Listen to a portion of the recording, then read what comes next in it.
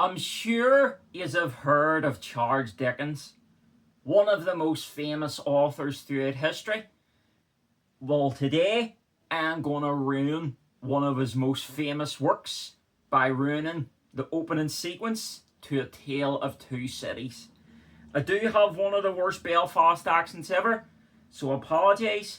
But I am a historian, so I love my historical works. But yeah, without any further ado, let's ruin Charles Dickens's classic A Tale of Two Cities with my accent. Let's go. It was the best of times. It was the worst of times. It was the age of wisdom. It was the age of foolishness. It was the epoch of belief. It was the epoch of incredulity. It was the season of light. It was the season of darkness. It was the spring of hope. It was the winter of despair. We had everything before us. We had nothing before us. We were all going direct to heaven. We were all going direct the other way. In short, the period was so far like the present period that some of its noisiest authorities insisted on it being received for good or for evil in the superlative degree of comparison only. There were a king with a large jaw and a queen with a plain face on the throne of England. There were a king with a large jaw and a queen with a fair face on the throne of France. In both countries, it was clear than crystal to the lords of the state, preserves of loaves and fishes, that things in general were settled forever. It was the year of our Lord 1775. Spiritual revelations were conceded to England at that favoured period. As at this, Miss Southcott had recently attained her 25th blessed birthday, of whom a prophetic private in the Life Guards had heralded the sublime appearance by announcing that arrangements were made for the swallowing up of London and Westminster. Even the Cock Lane ghost had been laid only around a dozen of years after rapping out its messages, as the spirits of this very year last past, supernaturally deficient in originality, rapped out theirs. Mere messages in the earthly order of events had lately come to the English crown and people from a Congress of British subjects in America, which, strange to relate, have proved more important to the human race than any communications yet received through any of the chickens of the Cock Lane brood.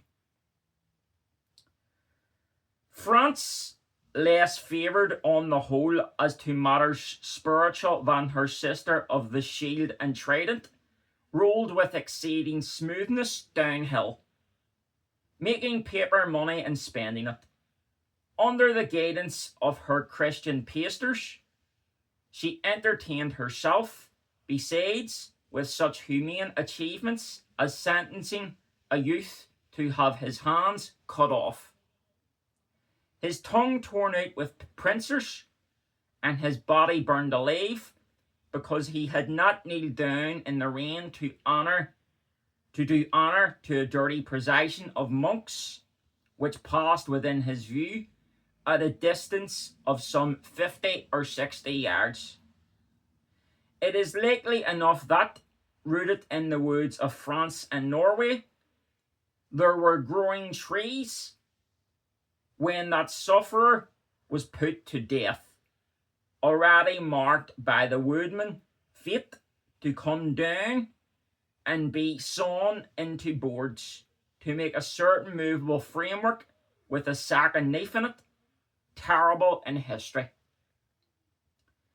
It is likely enough that in the rough out horses of some tillers of the heavy lands adjacent to Paris, they were sheltered from the weather that very day.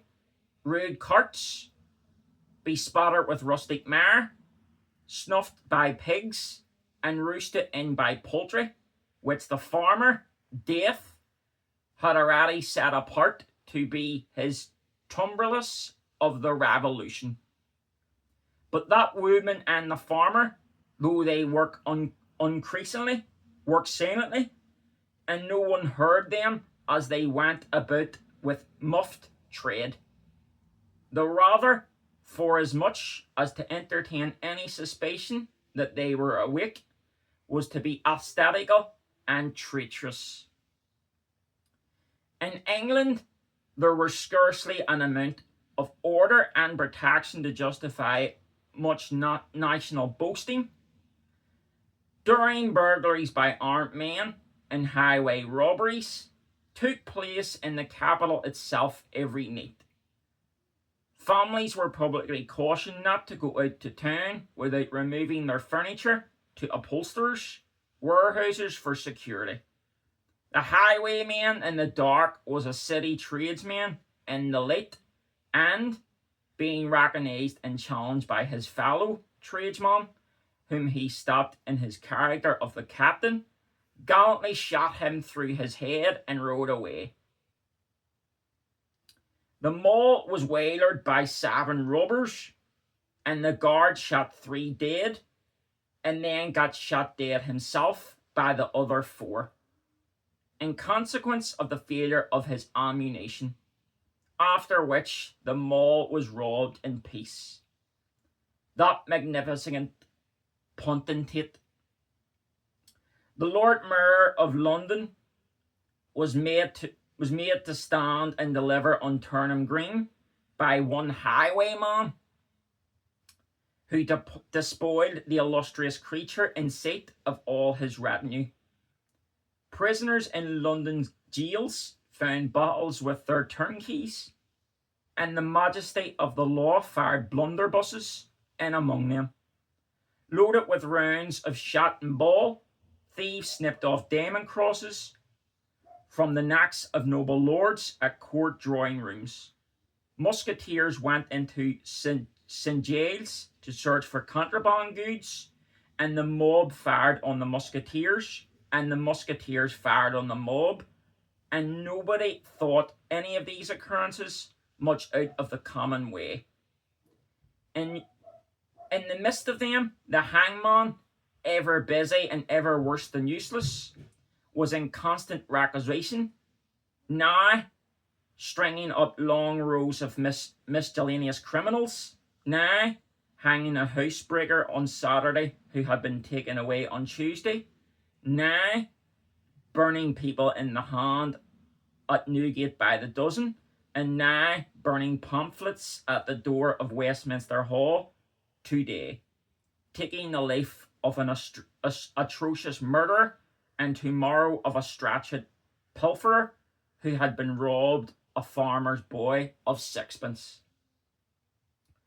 All these things, and 1,000 like them, came to pass in and close upon the dear year 1775, environed by them, while the woodman and the farmer worked unheeded, those 2 of the large jaws, and those other 2 of the plain and fair faces, trod with stir enough, and carried their divine rights with high hand.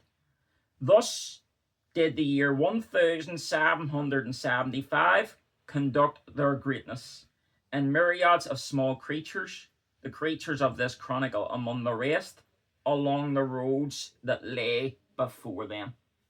So there you go, folks. Oh, I think my accent has just ruined Charles Dickens's classic. Well, at least its opening. As I've said before, I do have a very strong Northern Irish accent. My pronunciation's awful. But if you want me to read anything, let me know. It could be anything. I'll have a go at reading it. But yeah, drop it in the comments below.